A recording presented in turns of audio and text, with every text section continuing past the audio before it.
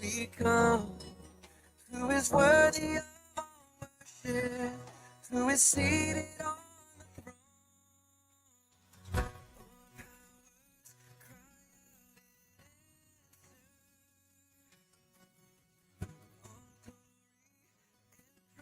the throne.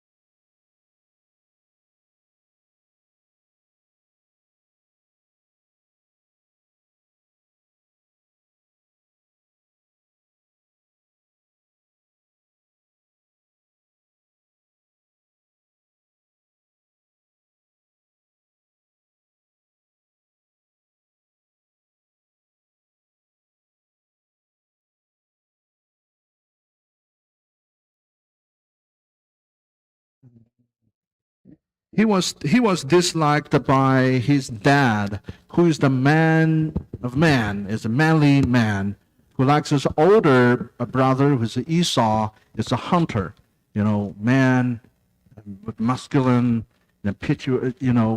impulsive, kind of like that. But Jacob, although he's very strong, he's like nerd kind of guy.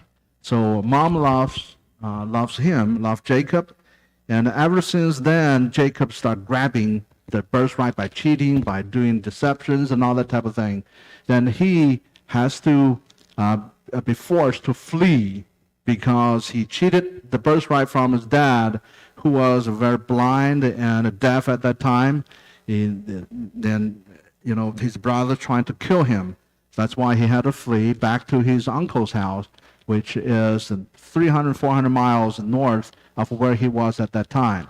So last time we were chapter 29, he fell in love with this beautiful girl, Rachel, but he got deceived by his uncle Laban. He had to marry the older sister, which is Leah, working for his uncle for 7 years. Then another 7 years before he was able to marry Rachel. Then they start having kids and stuff. So from chapter 30, we start naming the 12 tribes, the kids or the sons and daughter of Jacob. I mean, if you take a look at the name, it's very, very interesting, very revealing, because all the names shows the family situation at that time. He has Jacob has a wife, Leah, and another wife, Rachel, and both of them have their maid servant. I'm going to need just pulling things out of me. I don't know. I'm going to hold this thing. They have their maid servants. Leah gave birth to 4 sons: Reuben, Simeon, and Levi, and Judah. That's the 4 sons. Boom, boom, boom, boom. Before you know it, she got a 4. And Rachel was very unhappy. She's depressed. So she said, I have this maidservant. I can give that to you. Then from her, you got 2 sons. And every time when you look at all those people with their names, they have a story behind them. For example, Dan and Naphtali. Dan is from one of the maidservants from Rachel. Her name is basically what's her name mean? What's his name mean? Dan. Naphtali is like I overcome my reproach, overcome my shame. I won the battle. I got this. I won. I'm able to give a birth to this man now.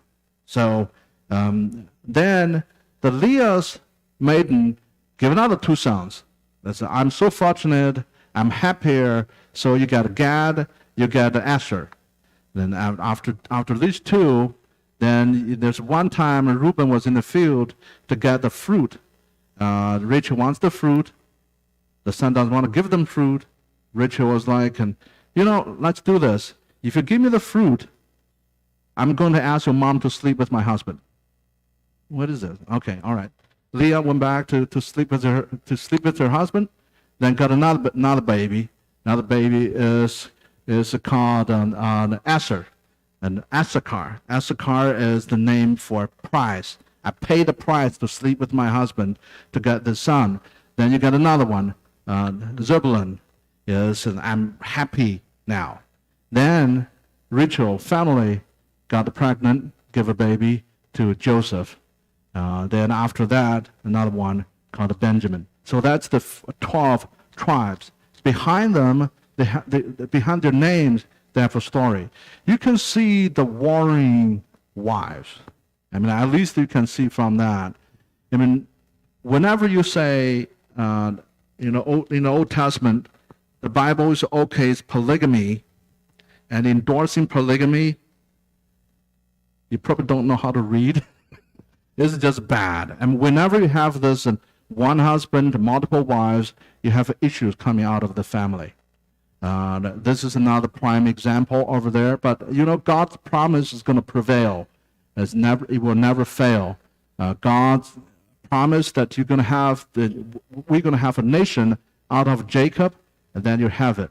But when the babies were born at that time, it was actually not out of an ordinary situation. It's just warring wives, people jealous, people hate each other, that type of thing. So that's the first part of chapter 30. Then the second part of chapter 30 is when Jacob is trying to trick Laban. Laban the deceiver, right? He tricked Jacob to spend 14 years to get his wives. Now, it's now Jacob's turn. Jacob's going back home. Jacob asks Laban, so I'm going back to my home country. Laban is like, the Lord has blessed me just because of you. What's your price? What's the wage you want me to give you for you to stay? So Jacob's like, I want these. And I want this striped, spotted, mottled goats and sheep and the black lamb. Those things are actually extraordinary. It's not as expensive as the pure white sheep. Most of the sheep is kind of a white. These ones not as expensive. So Laban was like, that's great. I mean, if he's a deal breaker. He said, this is a great price. You want these guys? I'm going to give you those guys, but I'm going to make sure you're not going to have a lot of sheep and goats. He said, I'm going to take away the male and the female goats and the sheep so that they won't be able to mate, and you're going to keep the very small portion of what you want to get, and you're not going to have too much. But to this day, when I read this chapter 30, I still don't know what Jacob did. And he got the stick, pared it off, using the inside of the stick, put it in the creek where the goats and the sheep mate. All of a sudden, the goats and sheep, when they mate, they become spotted, stripes, and mottled. Well, I don't know what is this, and I'm a commentator, couldn't figure out what it was, and it's probably the old Asian, the Midwest, and Middle Eastern kind of an agricultural science at that time, but I just don't know. But the results is verse 43, chapter 30. Chapter 30, verse 43. Thus the man, Jacob, increased greatly, and he has large flocks, female servants, and male servants, and camels, and donkeys. So you see the drama right there.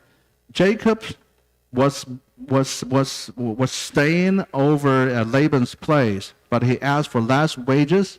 Laban's trying to trick him again, but God really blessed him. At the end of this chapter, his possession increased significantly. Now you can see God's promises still prevail. God blessed him as he promised him. So that's chapter 30. Now we move to chapter 31. We're moving quick because I want to give you some lessons at the end of the review of the two chapters. Chapter 31. Laban's sons not happy now because this guy Jacob is getting a lot of camels, donkeys, and everything else.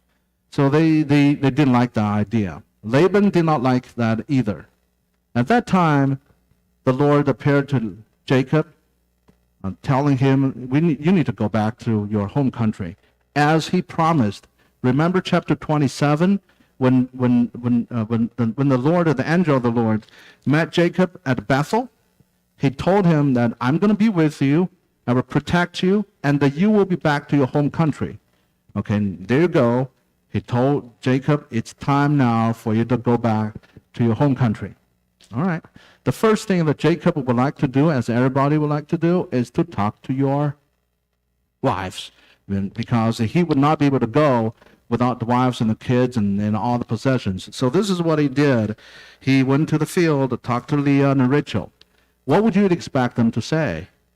They have been living there for so many years, all their life. They don't know the foreign country. They don't know where to go. But when the husband was talking to him, asking him to leave, I would not leave. But this is what Jacob said to them. He made an argument. And this is the response from his wives. Chapter 31. Okay, let me get to the scriptures, and then we're going to read out of them. Can't even turn a page.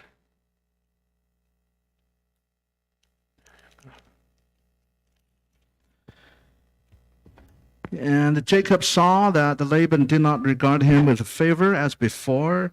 Then the Lord said to Jacob, "Return to the land of your fathers and your kindred, and I will be with you." And so Jacob sat and called Rachel and Leah into the field where his flock was, and said to them, "I see that your fathers does not regard me with favor as it did before, but the God of my father has been with me. You know that I've served your father with all my strength. Yet your fathers have cheated me and changed my wages 10 times, but God did not permit him to harm me. If he said that the spotted shall be wages, then all the flocks are born spotted. If he said that the striped shall be your wages, then all the flocks were born striped. Thus God has taken away the livestock of your father and has given them to me. In the breeding season of the flock, and lifted my eyes, saw in the dreams that the goats and the mated with the flock were striped, spotted, and mottled. And the angel of God said to me in the dream, "Jacob," and I said, "Here I am." He said, "Lift up your eyes and see all the goats and mated with your flocks are striped, and spotted, and mottled. For I have seen all that Laban is doing to you. I am the God of Bethel, where you anointed the pillar and made the vow to me. Now rise, go out from this land and return to the land of your kindred." Then Rachel and Leah answered, and that's verse 14. So he made a case. He said, I'm not very happy here because your dad is treating me very badly. He's changing his wages 10 times. He's making my life miserable. And that's not the only case he's making. He said, God has promised me before I came here, the place called Bethel. He wanted me, and he promised me I'm going back to my home country. And what is the evidence? Look at what he did to me. He's been protecting me. Laban is trying to harm me, but all the wealth, all the possessions I have is the evidence for the working of God in my life. So let's go. So he made two cases. One is that I'm not very happy here. I'm not being treated fairly here. Second, God is doing things as promised in my life. I would like you to go with me. Okay, that's actually a great case. As I'm learning from that, if you want to make an argument, probably those two things need to happen. But this, the wife, this is what the wife said in verse 14. Where are we? 31. Verse 14. Then Rachel and Leah answered and said to him, "Is there any portion or inheritance left to us in our father's house? Are we not regarded by him as foreigners? For he has sold us, has indeed devoured our money. All the wealth that God has taken away from our fathers belong to us and to our children. Now then, whatever God has said to you, do." All right. Very interesting. The two daughters of this father said, actually, we have no value over here either. He sold us. You can't imagine that daddy sold the daughter. That's pretty bad, But the end result is the daughter said, "Let's go," right? So I have no affinity, no allegiance to this land. Let's get out of here. So this is what they did. So Jacob arose and set his sons and the wives on camel, then drove away. Then they traveled. That's the picture. They traveled from the Padan Aram all the way to Galilee. That's the border between the Haran and the Canaan. That's the place of importance for future reference. That's where Laban caught them. They traveled for 3 days. Laban traveled for 7 days. That's about 350 miles south of Padan Aram. So Laban was there, and when you read when Laban encountered them, the Hebrew words use a lot of military phrases. They pitch the tent. They overtake Jacob, You know what that means? That means that Laban is ready to take everything back by force. Laban was encountered by the angel of God as well. God actually showed him to say, you know what? Don't say anything, don't do anything to Jacob. That's the divine intervention from God himself. Let me read that. And he left in the Euphrates and stuff. When it was told Laban on the third day that Jacob had fled, he took his kinsmen with him and pursued him for 7 days and followed close after him into the hill country of Gilead or Gilead. But God came to Laban the Aramean in the dream by night and said to him, be careful not to say anything to Jacob, either good or bad. So the Lord gave him a warning. If you go back to chapter 27, if you remember what the promise God has given to Jacob, you know that God said, if anyone is opposing you, that guy is going to be in trouble. I'm going to curse that guy. I don't know how much Laban knows the promise that God has made with Jacob, but hey, this is a warning. If you say some bad or good or whatever whatever you do that as you plan to do, you will be in trouble because I know what you're going there for. You're going to take everything back. You remember when Jacob came in to this Paddan Aram to his uncle, he's nothing. He is a fugitive. He got nothing. But when he got out of this land, he's traveling with wives and 11 kids and camels and donkeys, probably servants. There's a lot of stuff he's getting out with. If I were Laban, I would not let that happen. I would take all back, as Laban will say in the chapter. Okay, now you have this encounter right there. Laban was told by the angel that you should not say anything to them, but Laban encountering Jacob, this is what he said. I mean, this is really, this guy is a piece of work. I'm just saying. Let me read this. Laban overtook Jacob. Now Jacob had pitched his tent in the hill country, and Laban with the kinsmen pitched his tents in the hill country of Gilead. And Laban said to Jacob, oh, what have you done? That you have tricked me and driven away my daughters and like a captives of a sword. Why did you flee secretly and trick me? Did not tell me so that I might have sent you away with mirth and songs, with a tambourine or lyre? Why did you not permit me to kiss my sons and my daughters farewell? Now you have done foolishly. It is in my power to do you harm. But the God of your father spoke to me last night, saying, be careful not to say anything to Jacob, either good or bad. And now you have gone away because you longed greatly for your father's house. But why did you steal my gods? Okay, so that's what this guy is really interesting. He's playing as a wounded grandfather. Oh, come on. You want to go. Why do you take all my grandson and kids and my daughters away? I want to have a goodbye farewell party with them. Oh, I'm hurting. You know, you can't do this to me. But by the way, where's my gods? That's what he's saying.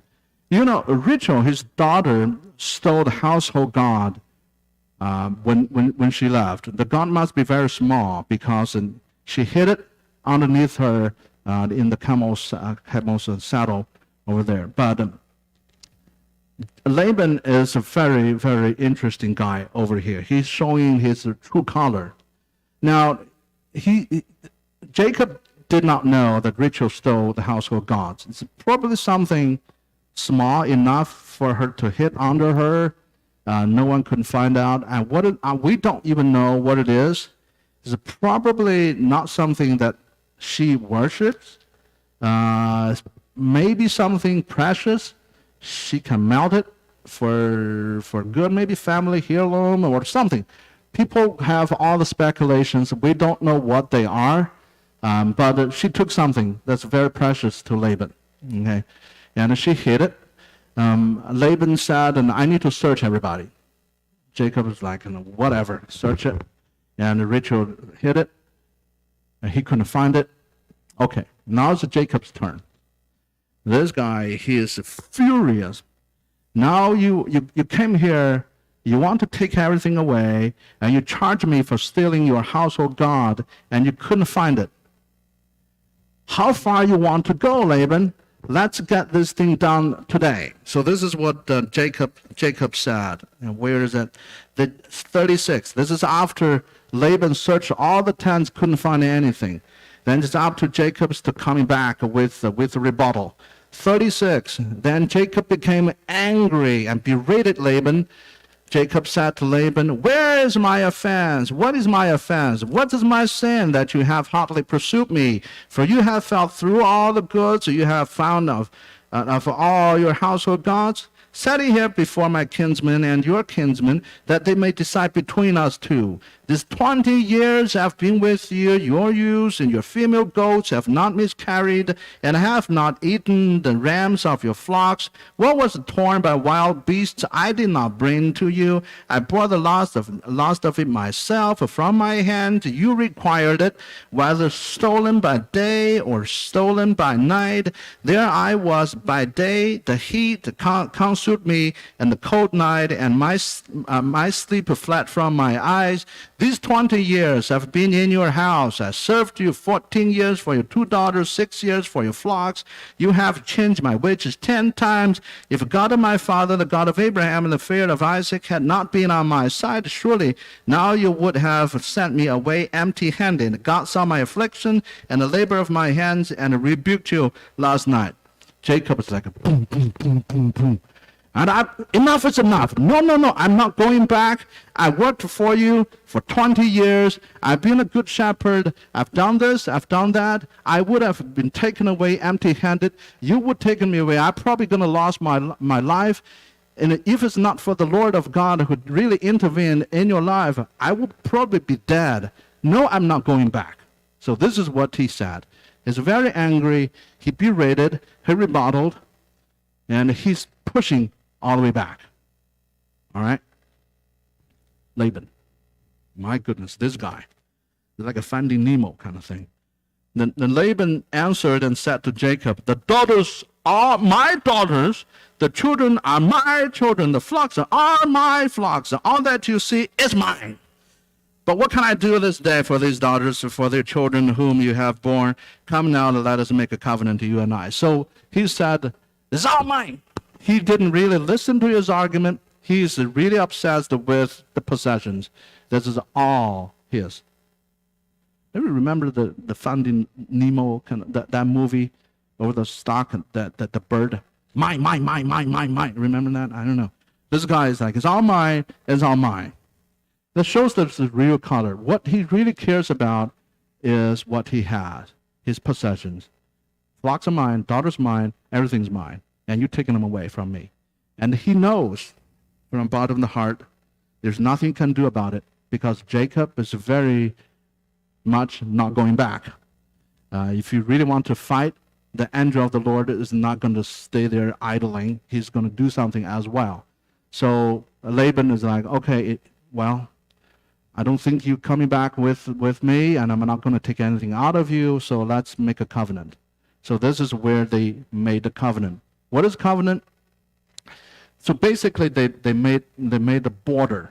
This is where we met. That's we got the pile of stones, put them together. We got witnesses around us saying that this is where we separate. You're going back to your land.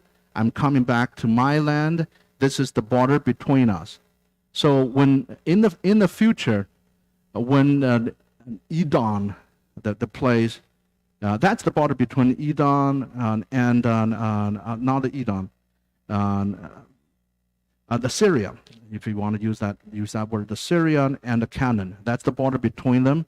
And in the future, the Syrian people is always coming back to invade the Israelites. Israelites and always push back. That's the place called Gilead.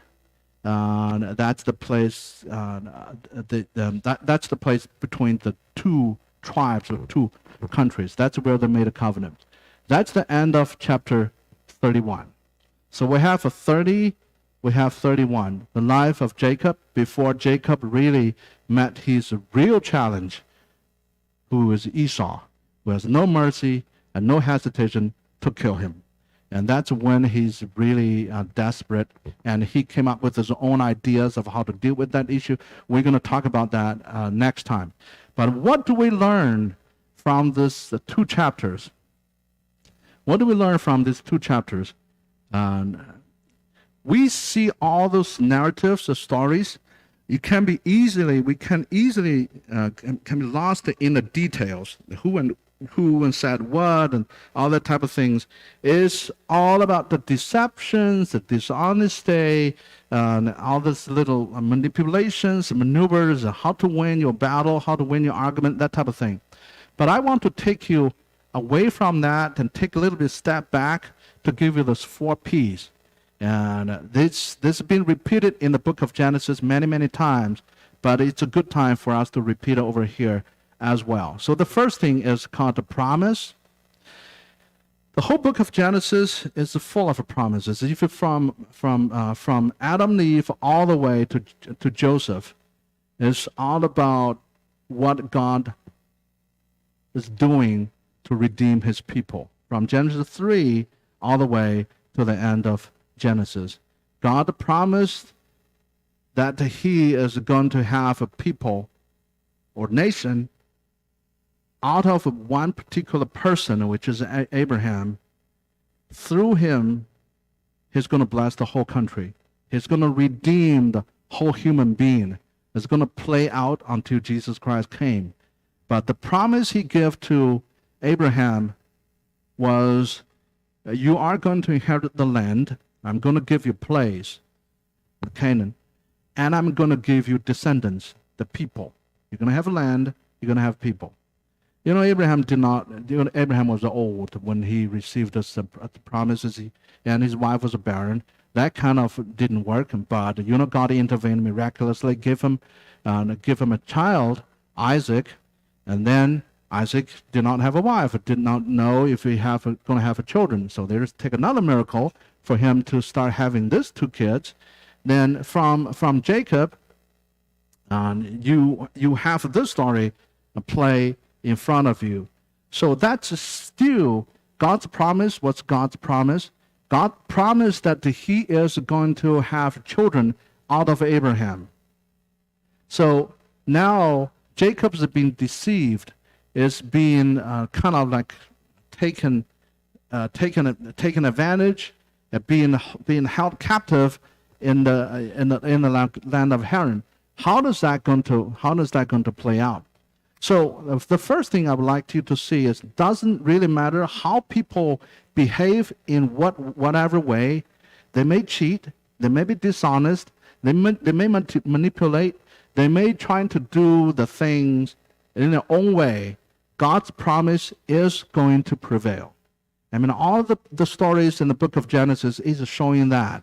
It doesn't really matter who does what, and who does good things, who does bad things. God's promise is going to prevail. So that's the very first thing I would like to see from that. Remember chapter 27, I kept going back to chapter 27 when God made a promise to Jacob. God said, I will be with you, or protect you, and you are coming back to your home country. This is when Jacob is going back. That's 20 years after the encounter with God at Bethel. I don't know. I've been in the United States for 20-something years.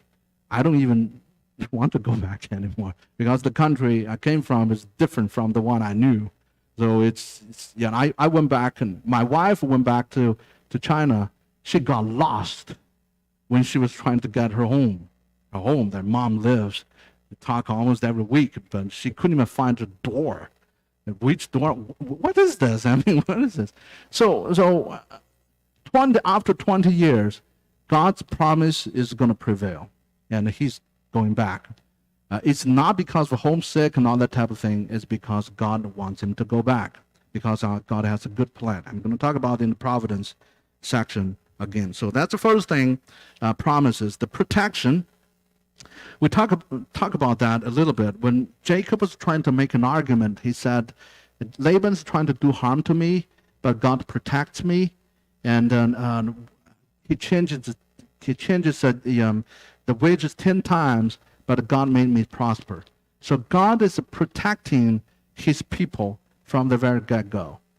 He's being tricked, and he's been deceived, but God protects him. That's the second thing.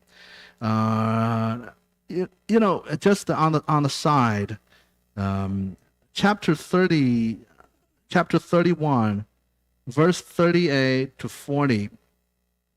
This is when Jacob was rebuttaling Laban.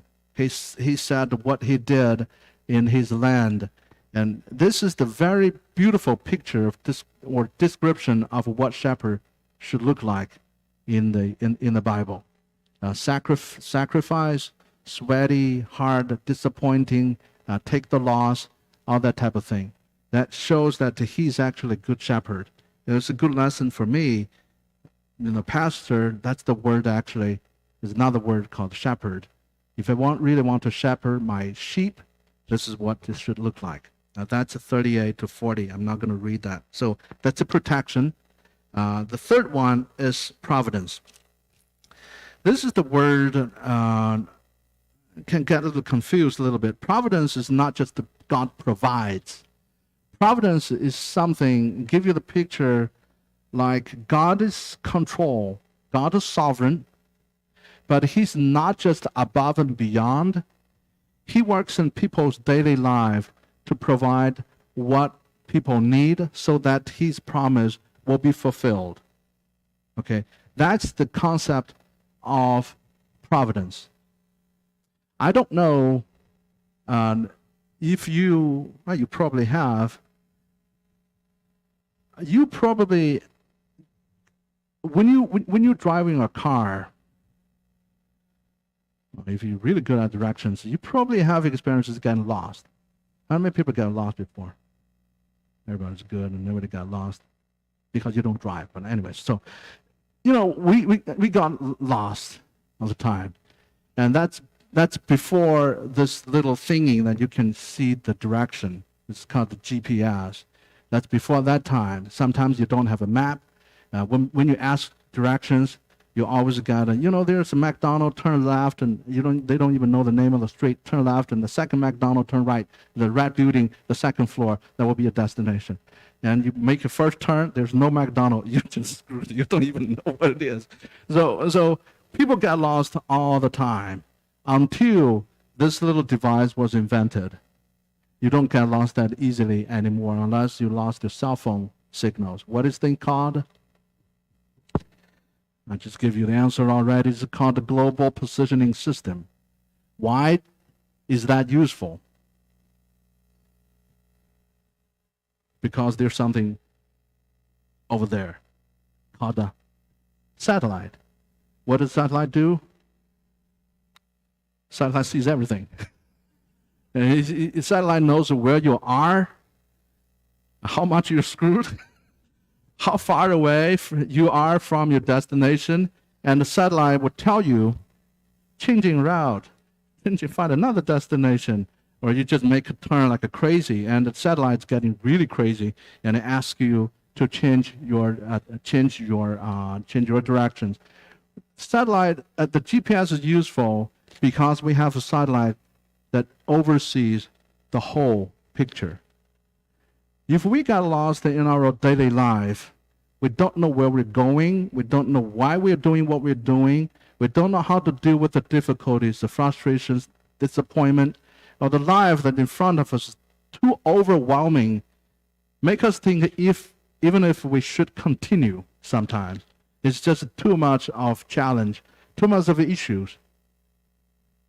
What you need, as I have read through the chapter, you probably didn't pay attention. Lift up your eyes. Lift up your eyes. If you're looking at your grass, looking at looking at your ground, you're going to see a bumpy road. That's all you can see. You need to find your GPS, which is the Lord. He is the God of providence. From this story, Jacob probably did not even know why he spent 20 years. God just promised me he's going to guide me, he's going to lead me. I'm going back to my home country. Now what I'm doing is just spend time with these crazy goats and sheep and waiting for my wife to get to marry me. I don't even know why my life is here. When am I going home? He doesn't know. So if he's keep focusing on the things he's doing on that particular day, the chances are he'll get lost very quickly and got be frustrated and disappointed all the time. But the Lord intervenes, and the Lord, as the GPS, tells us, I do have a promise for you, for every single one of you. God said, I send the Holy Spirit in your life so that you know me more. Your life is not going to be the life that you are living right now. Your life will be transformed to be like what God has created you to be. And your potential will be maximized if you follow my direction. So God, in the Old Testament, God promised Jacob. In the New Testament, God promised us that my life is not just a turning around without direction. My life and your life as well has direction going forward to be like Christ, to be useful for this society, to be useful for the kingdom of God. You need to follow him as Jacob followed his God, the GPS. So the thing that you need to keep in mind is that God is a God of a providence. He's going to provide, he's sovereign, and he's intervening in your daily life. So that's the third thing I would like you to see. So this is chapter 31. We have still 19 chapters to go in the book of Genesis. The start is getting better and better. It's much more dramatic. You got a lot of players in the story. People cheat, people deceive, people manipulate, people do crazy stuff. But God is still God of a providence. At the end of Genesis 50, Joseph almost got killed by all his brothers. He said that you intended for evil, but God intended for good. God is not just, divine chess maker, just make things right. I'm messed up. I'm sorry. No. From the very get-go, God is in control. No matter how people doing messy stuff, God's promise is going to prevail. So that actually will give you and I a very peaceful heart. The problem of a people, one of which is it's like a pandemic everywhere. People get very anxious very, very easily because when you are living in this life, you are being pulled by all different forces to go different directions. There are demands from everywhere. You have to be a good husband. You have to be a good father. You have to be a good pastor. I'm talking about myself now. You have to be good this. You have to be good that. I mean,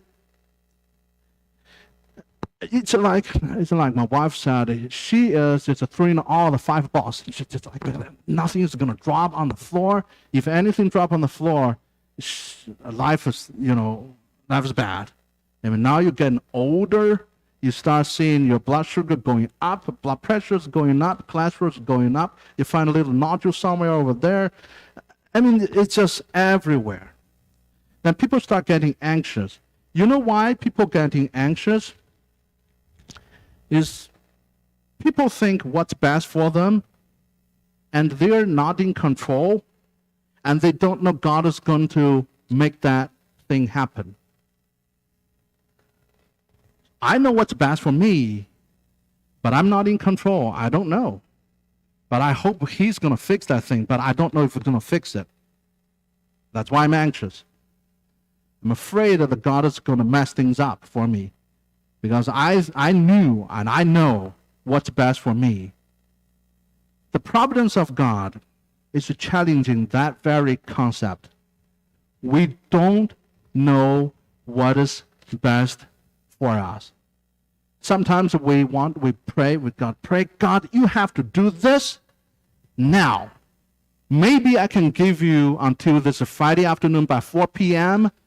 If you don't do it, I'm not going to church. You think about it, God. I'm a very important person. If I'm going to go to church, your church is going to screw. No. We don't know what is best for us. He does. If we think we know, that's the starting point of being anxious. I just want this concept to get into your mind today very deeply. You and I are humans. We don't know best for our health. We don't know best for our family. We don't know best for our career. It's not like we do not have any idea. Yes, we have some ideas. But how and when and what needs to happen to get that, it's totally out of your control. Why don't you leave that to God himself? He knows what he's doing, and his promise is going to prevail. Just leave the choice to him, because he is the God of providence. I know you and I are anxious. I'm anxious all the time until you go back to God and pray to him. And he reminds me all the time, you know who is God? I can tell you that you are not. So that's the providence of God. So that's the third one. The fourth one is the preeminence. Remember the little thingy that Rachel took from the household that we don't know what it is? The thing I can tell you is, this God can be kidnapped. I ain't God anymore, isn't it? It's not good. God can be kidnapped by someone. This God I can just take away, put in my pocket and leave. This is not God. At least not the God that I can worship or give my life and value to. So this is the small God that we were talking about. We don't know what it is. But comparing to the big almighty God that we have, who keeps his promise, who provides, who's being faithful. But I want to take you to 2,000 years after this incident. The God who came to human beings, he actually became small and feeble and weak. And we think this God that Rachel took was kind of a defiling God. It's kind of a dirty God, and it's a pagan God.